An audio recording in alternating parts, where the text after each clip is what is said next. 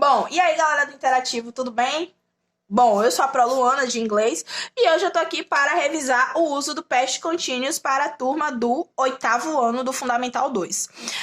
Eu tinha falado anteriormente na nossa aula online que a maioria desses alunos, né, que foram meus alunos no ano passado, que nós vimos essa estrutura no Past Continuous. Até revisei com vocês o que seria ele. Só que hoje, né, eu tô aqui um pouco mais chique com um quadro, então até matei a saudade de escrever para vocês aqui, né, para vocês verem a minha letra, para vocês lembrarem que o quanto eu gosto de escrever no quadro, e eu acho que até facilita para vocês verem a questão da estrutura gramatical. Bom, o past continuous, como eu tinha falado anteriormente, ele é um tempo verbal da língua estrangeira, no qual ele é utilizado para descrever ações na qual você estava praticando, certo? Só que no passado. For example, I was studying, ok? Então eu estou dizendo que o quê? Que eu estava estudando. Então é uma ação que eu estava praticando, só que no passado, certo? Como eu tinha falado para vocês também em aula, normalmente o past continuous, ele é utilizado muito em narrativas, em histórias, porque normalmente os autores, eles usam o quê? Essa estrutura do tempo verbal para dizer o que seu personagem principal estava, né, falando nos livros, ou o que ele estava fazendo.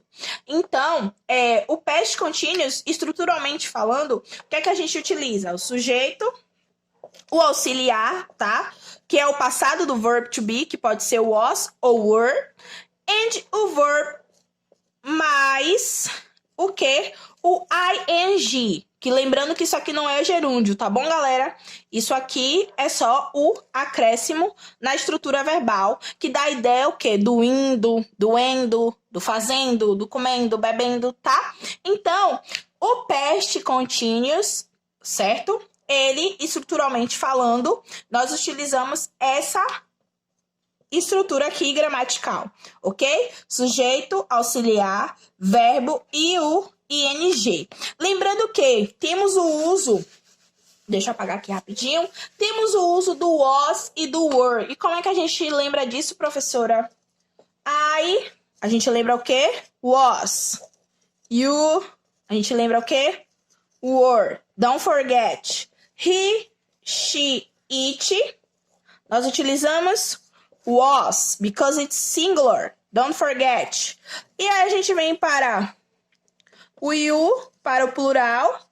Continuamos com o quê? O were. E o we and o they. Certo? Que nós vamos utilizar o were também. Então, não esqueçam. Isso aqui sempre vai estar acompanhado para o past continuous, certo, galera? Não esqueçam, isso aqui vem junto ao personal pronouns, ou seja, o was or o were, tá? Então, ó, isso aqui é bem a nível de revisão. Mas para se eu não colocar o was ou were na sentença, tá correto? Não, of course not, because... Why? Por que não está correto? Por que a gente não utiliza o sujeito somente com o verbo acompanhado do verbo to be? Porque isso aqui tá errado, tá? Gramaticalmente falando, na língua estrangeira tá incorreto. Nós não estamos falando de uma sentença no tempo verbal que nós estamos estudando, tá? Então, o que a gente vai precisar? Sempre do was e do were. Então, aqui, observem que eu coloquei a sentença na forma afirmativa, né? Como eu sempre gosto de colocar. Acho que vocês já estão até cansados disso. Então, quando a gente quer colocar essa sentença na forma negativa, o que é que a gente utiliza, galera? Língua estrangeira? O not, ó. Don't forget, you can use this word not, ok? Então, quando nós queremos colocar, né, essa sentença aqui, I was studying the negative form, o que é que acontece? Nós acrescentamos o not após o was, ok? Então, I was not studying. Eu não estava estudando. Mas, professora, eu gosto de escrever na forma curta. Claro, né? Of course, tem pessoas que gostam de escrever na forma curta ou sabem escrever na forma curta. Então, o que é que a gente faz? A gente junta o was mais o not. Então, I wasn't. Ó, não esqueçam do apóstrofo e o study, tá? Então, isso aqui é negative form.